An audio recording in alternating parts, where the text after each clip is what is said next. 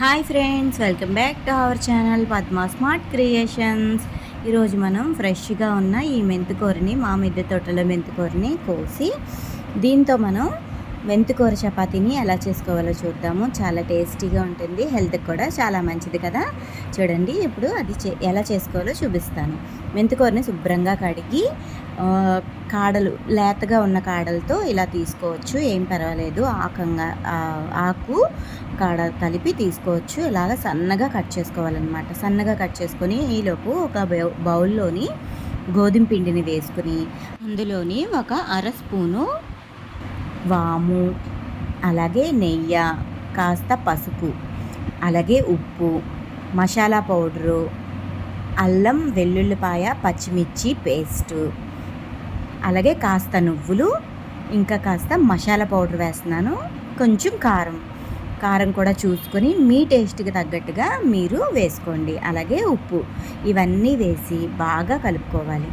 బాగా కలిపి ఈ మెంతికూరను కూడా వేసేసుకోవాలి. ఇక్కడ నేను మొత్తం మెంతికూరని అయితే వాడేశాను. మీరు చూస్తున్నట్లయితే మొత్తం మెంతికూరని నేను మళ్ళీ మిగిలిన మెంతికూర కూడా వేసేసి బాగా కలుపుకున్నాను. టేస్ట్ అయితే మాత్రం చాలా బాగుంటుందండి, చాలా మంచిది హెల్త్కి కూడా.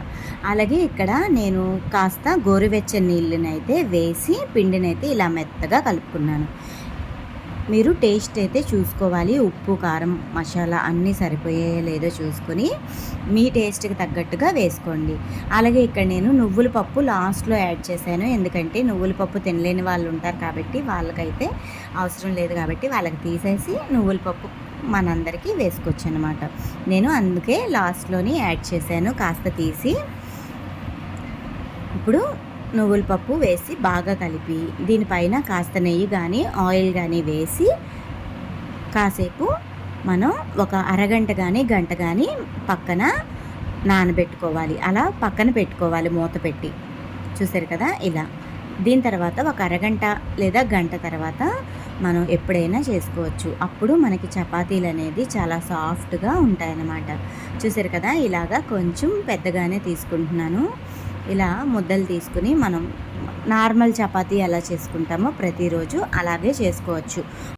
అలాగే మీరు ప్రతిరోజు చపాతీ చేసుకుంటూ ఉంటారు కదా, ఆ చపాతీలో కాస్త గోరువెచ్చని నీళ్ళతో కలుపుకున్నట్లయితే చపాతీలు చాలా మృదువుగా సాఫ్ట్గా ఉంటాయి.